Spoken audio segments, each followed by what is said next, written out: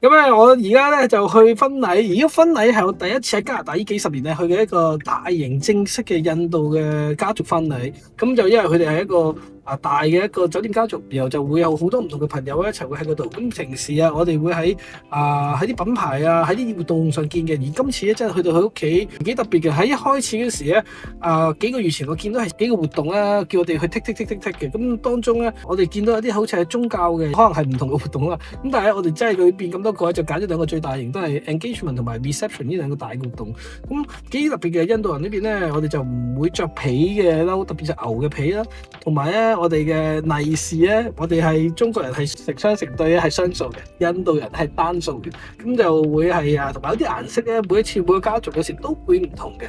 最緊要就係我哋成日都見係咪真係跳咁多舞嘅話咧，我哋都幾期待。因為之前咧辣嘅嘢我係唔可以好辣，咁但係中辣小辣我都 OK 嘅。但係有一啲試過咧都不敢恭維嘅。咁但係咧今次入去咧就睇睇啦，特別所以喺一條片裏邊咧同大家分享下我第一次參加一個印度人嘅婚禮。咁我到時再同你分享多啲嘅。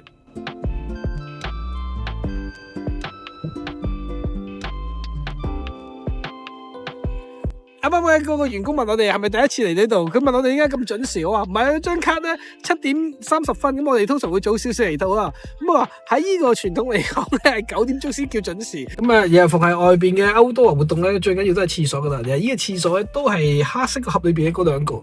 然後你覺得裏邊咧係有乜嘢嘅裝修或者係點樣同外邊唔同嘅？因為平時公開廁所咧窄窄嘅，倒啲 solution 落去冇咁臭啫。但係如果今日嘅我哋如果衣香鬢影嘅時候，點樣一個好嘅廁所咧？我哋而家入去睇睇。都好擔心個廁所咧係 portable， 會唔會有有啲驚嚇咧？入到嚟原來咁靚嘅廁所，入面個衛生各方面非常之好，之外咧好光猛，咁同埋咧佢嗰個嘅入面嘅用品剩都好有好有特色啦，有啲香口嘅嗰啲 mint 薄荷糖啦，有洗手液啦。所以好多朋友咧諗住結婚可能喺屋企做啦，咁但係呢規模真係好少見嘅。平時我哋可能係燒全羊或者幾個帳篷仔，佢而家喺後邊咧仲會整埋搭埋一個主人家嘅玩嘅台喺上邊咁樣嘅。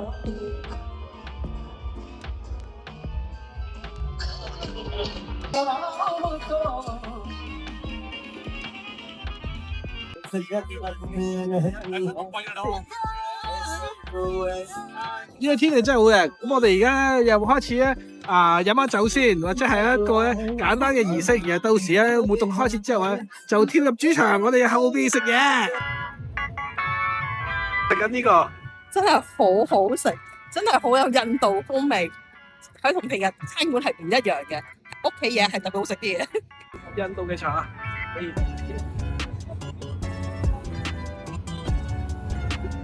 呢隻試一試，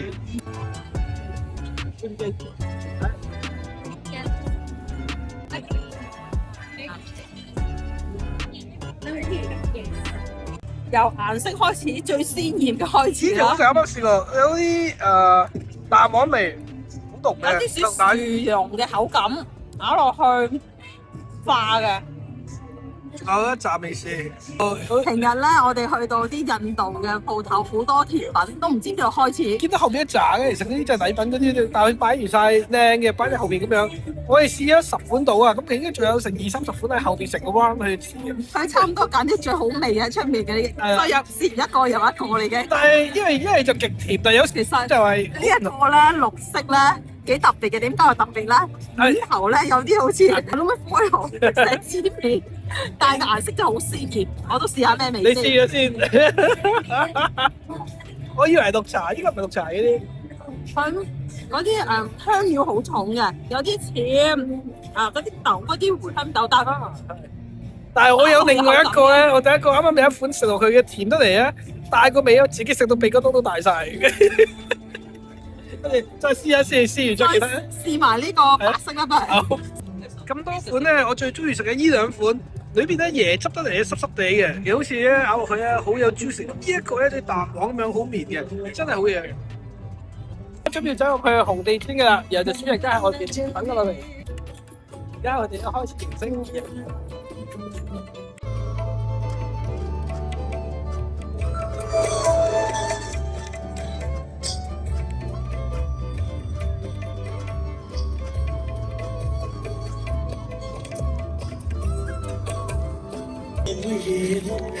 कैसे कहे वो है या नहीं हमारे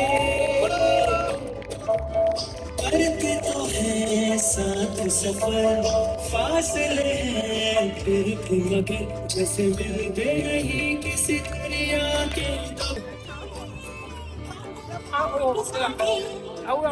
झुका के रखा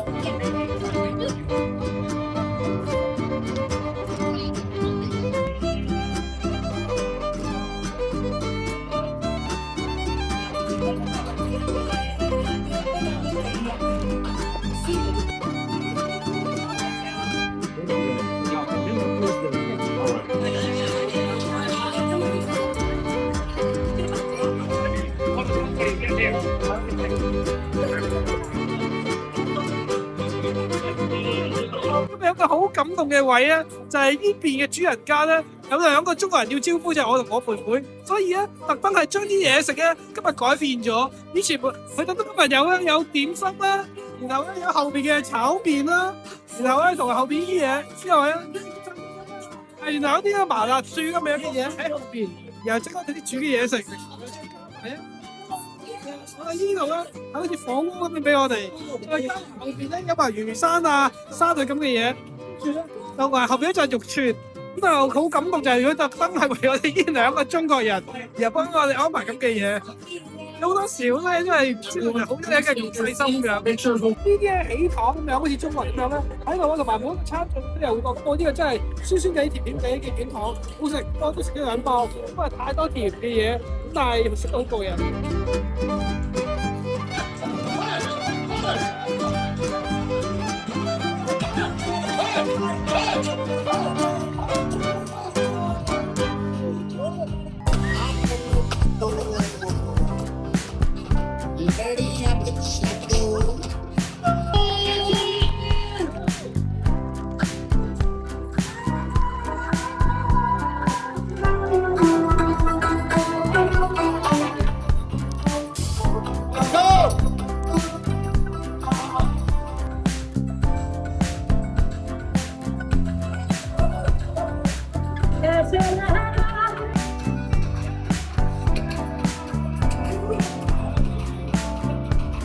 听到去。